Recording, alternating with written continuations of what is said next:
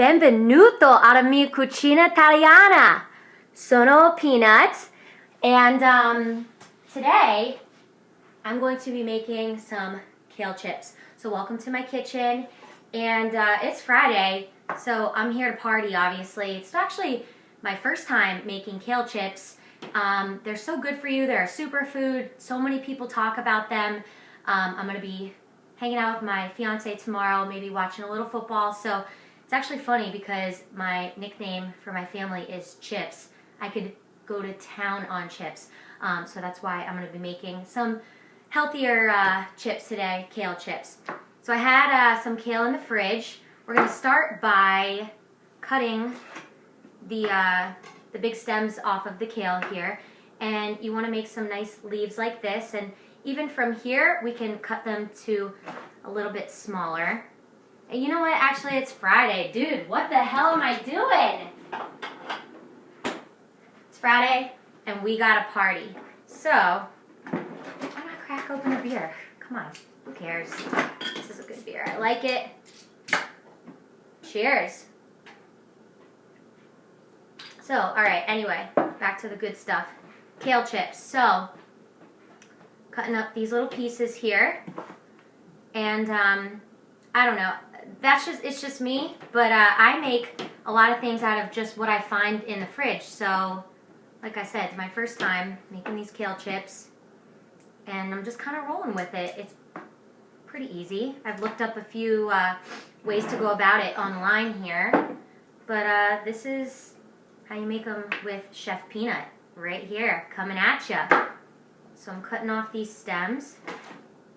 Just a few more. And you don't want them to be too small. I like a good bite on my chip. Okay. And I don't have too much kale here, so we each get 2 chips each. Totally just kidding. We'll have a good couple to go around here. Alright, make sure you get rid of those big stems because they're very bitter and you don't want somebody to go gnawing on those. They're not going to get a good impression when you introduce them to delicious, healthy kale chips, right? Alright, almost done here. Get a few of these stragglers.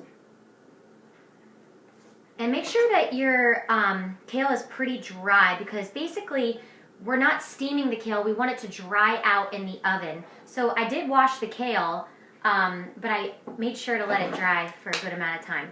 So now what I'm going to do is drizzle it with some olive oil. You know, some people in the recipe say 1 to 2 tablespoons. You know what? Just kind of guesstimate. Boop, boop, boop.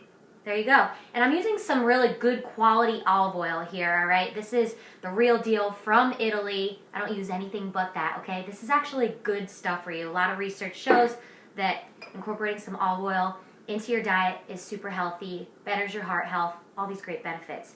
And then I have some nice sea salt here. So I'm going to sprinkle the kale with sea salt. You know what? Go to town. I like a nice salty bite. All right. So we're going to toss this up a little bit here. Make sure it's each of the pieces are even to coat. Coolness. All right. I'm going to grab my baking sheet. My oven is on at 350 degrees. So, 1 second. Just a swig. What's important, I'm reading, is to make sure that your kale is spread out. You don't want your kale overlapping. Like I mentioned, you know, you want to get a nice crisp on that kale. See? Thick part there. Let's tear that off. Ricky's not going to like that. Tastes too bitter for him. Alright. Spread these out and then bake them in the oven for 8 to 12 minutes or so. You want them to be nice and dry and light as paper. Okay? So, Figo food right here, kale chips. Look for some more videos. Go to figofresh.com. Keep it real. And this is what happens when you don't have a professional photographer. You got to come over and give the camera some love on your own. Love you guys.